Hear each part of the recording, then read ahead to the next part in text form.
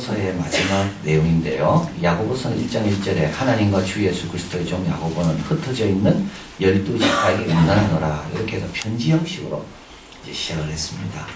근데 이제 마지막은 보통 사도 바울의 서신은 다 이렇게 인사로 끝나는데 여기 마지막 구절에는 이제 인사로 끝나지 않고 권면으로 끝납니다. 그래서 내 형제들아, 이게 이제 마지막 이고 저번에 말씀드린 무엇보다도 라는 이것도 이제 마지막 부분이 되겠다. 간단하게 다 이런 뜻은 이제 마지막 내용이다 라는 뜻인데요. 그래서 어떻게 보면 이제 앞에 쭉 이야기한 모든 것의 결론이 결국은 이 1절, 12절 이 두 절에 있다. 그건 뭐냐면 방황하는 자를 회복시켜라. 여기 이제 이 서신의 결론입니다. 서신서에서 늘 강조하는 것이 있는데 너희 중에라는 말이죠. 너희 중에 고난당한 자가 있느냐? 너희 중에 미혹하여 진리를 떠난 자가 있느냐? 너희 중에 부한 자가 있느냐? 항상 이 너희 중이라는 말을 참 많이 쓰고 있는 것 같습니다. 이 무슨 뜻이냐면 그 안에서 다 해결될 수 있다는 걸 이야기하는 겁니다. 너희 중에 병든 자가 있느냐? 그럼 교회 장로를 초청해라. 다 해결될 수 있다는 거예요. 이 안에 다 있다는 거예요. 이 안에 엘리야가 있다는 거. 그러니까 엘리야 쫓아다닐 필요가 없고, 여기서 말하는 너희 중이라는 말은 교회 밖의 사람이 아니라 성도 가운데 있는 걸 뜻하고요. 또 미혹하여, 이거 미혹을 받아. 그래서 이제 이 미혹을 받는 무슨 세 군데라고 야고보서는 강조하죠. 하나는 세상이요, 하나는 정욕적이고, 하나는 마귀다. 그래서 우리를 미혹하는 곳은 세 군데인데, 하나는 세상이고, 또 하나는 우리의 욕심이고, 또 하나는 악한 세력, 마귀다. 세상과 친한 사람은요, 유혹받기 진짜 쉬운 겁니다. 세상 사람 자꾸 사귀어보십시오. 나도 영향 얼마나 많이 받는지. 그런 언어, 그런 생각, 그런 분위기, 그런 문화에 자꾸 있다 보면 거기에 푹 빠져가지고 그게 전부인 줄 알고 그렇게 생각합니다.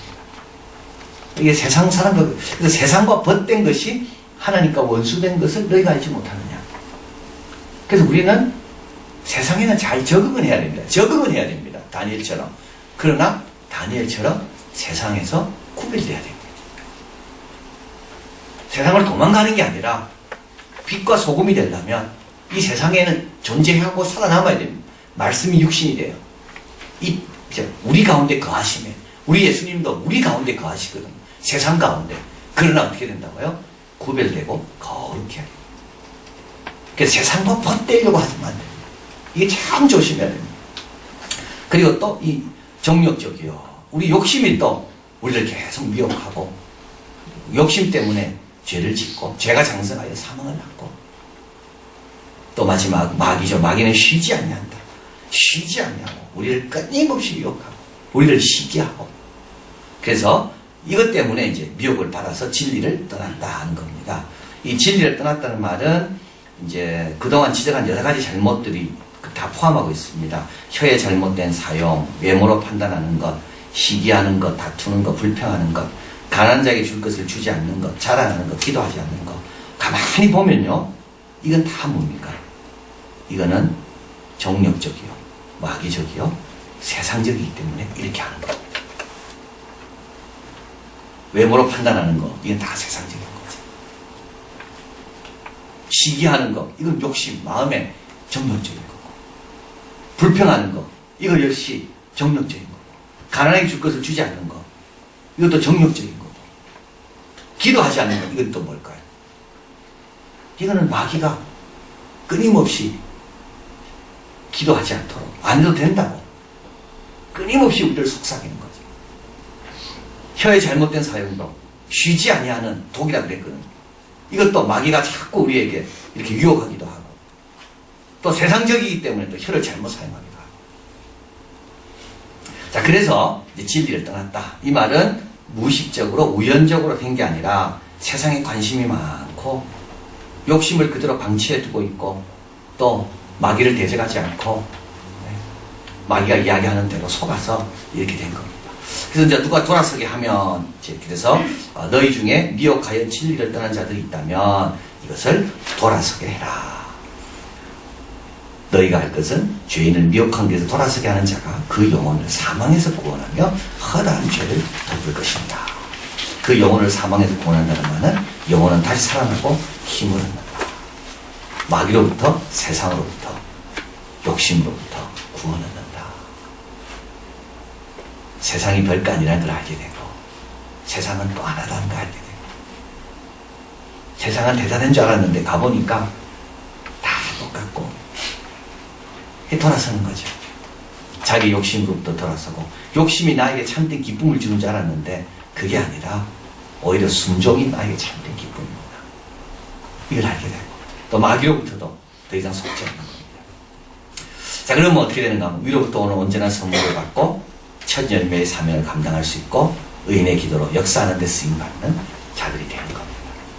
그래서 사망에서 세상으로부터 정욕으로부터 마귀로부터 건짐을 받은 사람은 의인의 기도를 드릴 수가 있고 첫 열매의 사명을 감당하고 위로부터 오는 온전한 선물을 받게 됩니다. 얼마나 이것이 귀한 일인가. 그리고 하나님의 용서를 경험하게 해줄 것이고 또 본인도 보상이 있다고 하죠. 허다한 죄를 덮을 것이다. 이건 허다한 죄는 누구의 죄를 말하는가? 그래서 미혹한 길에서 돌아서게 하는 자가 그 영혼을 사망에서 구원하며 그 영혼은 미혹에 빠진 영혼이라면 허다한 죄를 덮는다는 것은 누구의 죄를 덮는다는 거예요? 그게 참 이게 복잡한 문제인데요. 그래서 하나는 그의 죄일 거고 또 하나는 본인의 죄일 거다. 둘 다다 이렇게 봅니다. 그러니까 이거는 허다한 죄를 덮다는 말은 나도 여기에 이런 일을 감당할 때 보상이 있다는 말입니다. 어떤 보상이 있냐면 그 영혼이 진리로 돌아서게 하고 또 세상에로부터 말씀으로 돌아서게 하려고 간절히 기도할 때 나는 더 말씀에 가까이 가 있게 돼 있다는 거죠. 은혜를 사모하는 사람, 은혜로 저 사람이 은혜 받았으면 좋겠습니다 하고 기도하는 사람은 본인은요 당연히 은혜가 있는 겁니다. 저 사람은 우리 교회 생활 좀 잘했으면 좋겠습니다 하는 사람은요 본인은 교회 생활 잘하고 있는 겁니다. 저 사람은 좀 말씀을 좀 깨달았으면 좋겠습니다. 간절함이 있죠. 이거는 뭐냐? 그 사람은 말씀의 맛을 알고 있는 사람입니다. 그런 소망이 없다는 건 뭘까요? 내가 그 맛을 못 봤다는 거거든요. 그러니까 그 맛을 본 사람만이 이런 마음을 갖게 되고 또 이런 마음을 갖고 간절하게 소원을 갖게 되면 어떻게 됩니까? 본인은 절대 멀어질 수가 없는 겁니다. 그게 보상이 있다는 거죠.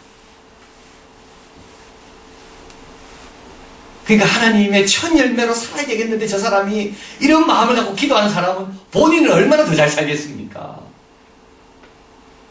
의인의 강구는 역사하는 힘이 많은데 저 사람이 좀 의인이 되면 좋겠다. 본인은 얼마나 더 경건하게 살겠어요.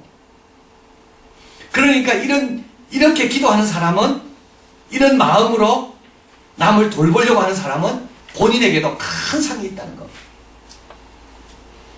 어떻게 인도할 수 있는가? 야고보서 1장 2절 4절 같이 읽어봅니다. 내 형제들아 너희가 여러 가지 시험을 만나거든 온전히 기쁘게 여기라. 이는 너희의 믿음이 시련이 인내를 만드는 줄을 내가 알미라. 인내를 온전히 이루라. 이는 너희로 온전하고 구비하여 조금도 부족함이 없게 하려 함이니라. 부족함이 없어져야 돼. 근데 부족함이 없는 길은 어디에 있다고요? 시련을 잘 이겨내야 돼요. 다른 사람을 좀 도와주려면 내가 먼저 어떻게 됩니까? 내가 먼저 시련을 잘 감당하고 이겨내야지만이 다른 사람은 돕습니다. 그래서 오늘 하나님께서 나에게 시련을 주셨다. 이거는 무슨 뜻이냐면 언젠가 하나님께서 나를 사용하실 계획이 있구나. 다 이렇게 생각하는 말씀. 그래서 여러 가지 시험을 만나거든 온전히 기쁘게 여기라. 그리고 인내를 온전히 이루라. 그러면은 온전하고 구비하여 다른 사람을 돕는데 조금도 부족함이 없게 된다. 부족함이 없어야지 남을 잘 도울 수가 있다는 겁니다. 그리고 말씀을 가까이 해라. 1장 25절 같이 읽습니다. 자유하게 하는 온전한 율법을 들여다보고 있는 자는 듣고 잊어버리는 자가 아니요 실행하는 자니 이 사람이 그 행하는 일에 복을 받으리라. 네? 자꾸 말씀을 들여다봐야 됩니다. 그래야지 나도 내 영혼도 어떻게 된다고요? 세속에 물들지 않는 겁니다. 말씀을 자꾸 가까이 이게 들여다보고 있다는 말은 뭡니까? 계속 말씀을 묵상하는 겁니다. 그래서 말씀이 열매 맺는 곳은 어딜까요? 말씀은 설교자의 입에서 열매 맺는 게 아니고요. 말씀을 들은 자의 마음에서 열매 맺습니다. 말씀의 최종적인 열매는 어디 있는가 하면 설교를 잘하는 데 있는 게 아니고 설교를 들은 사람의 마음에 말씀의 열매가 맺히는 거예요. 그러니까 말씀을 듣고 어떻게 해요? 율법을 계속 들여다보고 있는 거예요. 율법을 계속 들여다보고 있는 거예요. 그럼 어떻게 되겠습니까? 더 좋은 걸 발견하는 거예요. 더 귀한 걸 발견. 그래서 제가 저번에 설교하면서 말씀드렸는데 여러분 말씀이 옆에 있다는 게 얼마나 축복인지 몰라요. 왜냐하면 지금 깨닫는 거하고요 10년 후에 깨닫는 건 다를 겁니다. 틀림없이 20년 뒤는 더 다를 겁니다. 아마 내가 인생을 다 살고 난 다음에 그때 똑같은 구절이지만 그 구절을 대했을 때 깨닫는 건 완전히 다를 겁니다.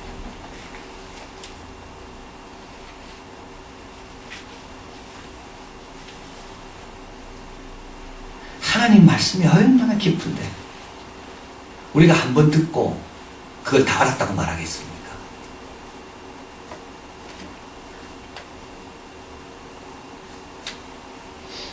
유명한 화가가 그린 그림도 내가 어릴 때 보는 거하고 청년이 돼서 보는 거하고 인생을 다 살아서 노년이 됐을 때 보는 거하고는 완전히 다르거든요. 그림 하나도 그런데 하나님 말씀은 그러니까 우리가 하나님 말씀을 계속 들여다봐야 되는 거예요. 성령께서 그렇게 해달라고. 상이 있다 되어 있잖아요. 그 행하는 일에 복을 받았다. 복 받고 싶으면요 뭐 딴 거 해도 되지만 그러나 먼저 할 게 뭐라고요? 이 말씀을 계속 들여다보는 겁니다. 이런 사람이 어떻게 됩니까? 그 영혼을 사망에서 구원할 수가 있다. 말씀을 계속 들고. 그래서 우리 사도 요한이 우리 예수님은 우리 눈으로 주목하여 본 바요 우리 손으로 만진 바요. 근데 너무 귀한 거는 내가 만져서 귀한 게 아니라 그분이 우리가 만질 때까지 떠나지 않고 계신다는 게 귀한 겁니다. 그 그림을 치우지 않는다는 겁니다. 이 말씀을 한번 보여주고 그냥 감추시는 게 아니라 계속 말씀이 우리 가운데 있도록 하나님께서 신실하게 도와주신다는 게 이게 얼마나 큰 축복의 영광인지 모릅니다. 그래서 우리가 할 일은 뭐라고요? 온전한 율법이라 되어 있거든요. 자꾸 들여다보는 겁니다. 말씀을 또 묵상하고 또 생각하고 그러다 보면요 또 알고 싶은 게 생기고 왜 이랬을까 또 질문도 생기고. 자, 그래서 남을 인도하려면 어떻게 됩니까? 시련을 잘 이겨내야 되고요. 자기 시련도 못 이겨내면서 어떻게 남을 인도하겠어요? 그 시련 앞에 연단도 감당하지 못하면서 어떻게 남에게 말할 수 있겠습니까? 그리고 또 한 가지는 말씀을 가까이 하고 말씀을 사모하고 말씀을 또 좀 잘 알고. 요번에 가가지고 제가 강의하면서 이제 그 강의 내용은 이제 성경을 어떻게 주석하는가, 이제 그 주석한다는 말은 본문 안에서 어떻게 메시지를 끄집어내는가, 이제 그 내용인데, 제가 하나님께서 참 지혜를 주셔서, 우리가 성경 공부하면서 늘 강조한 다윗 손에 있는 물맷돌, 그게 자꾸 떠오르더라고요. 그래서 골리앗을 무너뜨린 것은 다윗이 아니잖아요. 물맷돌이잖아요. 다윗이 손으로 넘어뜨린 게 아니고, 물맷돌을 뜯어서 무너뜨렸거든요. 물맷돌이 날아가서 맞춰서 골리앗이 무너뜨렸는데, 다윗은요, 물맷돌을 자꾸 연습하는 게 필요하고. 그러니까 말씀이 능력이 있지만, 그러나 하나님은 그 말씀이 우리가 자꾸 연습해서 익숙해지게 해서 골리앗 앞에서 그 말씀의 힘으로 이기려 원하시는 거예요. 그러니까 말씀을 자꾸 연습해야 됩니다. 제가 이제 강의를 시작하면서 그 도스토옙스키가 그 묘지가 거기에 그 빼째를 부르고 있고 거기서 죽었습니다.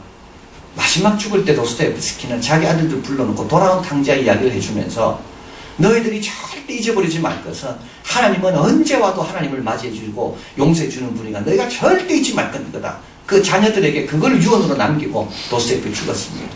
그 묘지가 있거든요. 근데 제가 이제 강의를 시작하면서 내가 도스토옙스키 작품을 읽을 때 정말 헷갈리는 것은 이름들이 왜 이렇게 다양한지, 그 이름 하나 아는 것도, 왜 다양한 이름을 한 명에 대해 쓰는 것 아는 것도 러시아 문화를 모르면 모르고 러시아 언어를 모르면 모른다. 근데 2000년 전에 하나님 말씀을 우리가 알려면 얼마나 더 성실하게 진지하게 대해야 될까. 150년 전에 쓴 작가가 쓴 글도 그걸 알려면 언어도 알아야 되고 문화도 알아야 되고 배경도 알아야 되고 또 나이도 들어야 되고, 그게 도스토옙스키의 마지막 작품이거든요. 끝내지 못하고 죽었습니다. 나이도 들어야 되고. 근데 하나님 말씀은 우리가 얼마나 더 진지하고 더 겸손하게 더 말씀을 사모해야 될까. 그래서 제가 또 한 가지, 이삭의 우물을 파는 게 나옵니다. 아브라함이 판 우물을 블레셋 사람이 막아버리거든요. 이삭이 또 팝니다. 막습니다. 또 팝니다. 막습니다. 또 팝니다.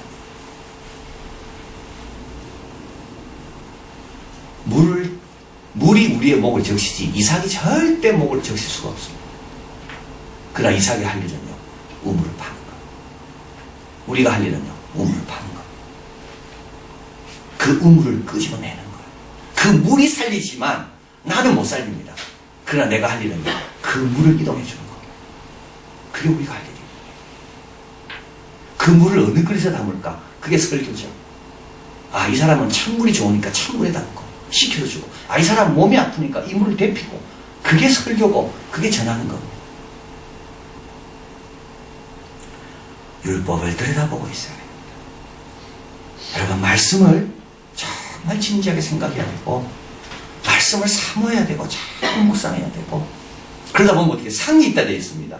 이 사람이 행하는 일에 말씀을 들여다보고 말씀을 실행하고 그 사람이 복을 받는다. 그리고 선을 베품으로 이름으로 사람이 선을 행할 줄 알고도 행치 아니하면 죄입니다. 참 또 중요한 내용이죠. 선은 상대적이지 않습니다. 이게 어려운 겁니다. 우리가 항상 이걸 이제 극복하는 게 기도 제목인 거죠. 선은 상대적이지 않습니다. 내가 알면요, 행해야 되는 거. 원수에게도 따뜻한 물이 필요하면 물을 주고, 추우면 따뜻하게 해주고, 음식이 없으면 먹을 것도 주고. 자, 그래서 어떻게 인도할 수가 있습니까? 시련을 이겨내므로, 말씀을 가까이 함으로, 선을 베품으로, 그리고 간절히 기도해야 됩니다. 5장 15절 같이 읽겠습니다. 믿음의 기도는 병든 자를 구원하리니 주께서 저를 일으키시리라. 혹시 죄를 범하였을지라도 사하심을 얻으리라. 5장 18절 다시 기도한즉 하늘이 비를 주고 땅이 열매를 내었느니라. 기도로 열매 맺는 겁니다. 야, 이거 얼마나 놀랍습니까? 나는 아무것도 못했어요. 그 사람을 위해서. 뭐 물 한 컵도 주지 못했고, 그죠? 나는 거리도 멀고 뭐 형편도 안 돼서, 근데 내가 간절히 기도하니까 그 사람 영혼에 뭐가 생겨요? 열매가 생기는 거지. 그 사람 영혼에 하늘에서 비가 내려오고. 이건 뭐로 됐다고요? 이건 엘리야가 땅을 갈아서 한 게 아니라, 물을 퍼온 게 아니라 엘리야가 뭘 했다고요? 간절히 기도했다는 거. 자, 그래서 야고보는 마지막으로 다 마치면서, 자, 흩어져 있는 12지파, 각 교회들이 있고 각 성도들이 있고 다 모이고 있다. 혹시 너희 중에 미혹을 받아 세상을 너무 좋아하고 또는 마귀에 속아서 또는 자기 욕심을 다스리지 못해서 넘어진 자가 있는가? 그럼 너희들은 그를 위해서 간절히 기도하며 하늘에서 비가 내리고 그 영혼에, 또 땅에서 열매가 나와서 그 영혼이 살릴 수가 있다. 그리고 선을 계속 베풀고, 교회 안에서 선을 계속 베풀고, 그리고요, 말씀을 계속 들여다보는 거. 말씀을 자꾸 들여다보고, 그리고 얘한테 연단이 있다면 이 연단을 믿음으로 이기라. 그런 교회는 그 안에서 주님이 원하시는 아름다운 일들이 자꾸 회복되고 새로워지고 하나님의 영광을 드러낸다. 기도하겠습니다.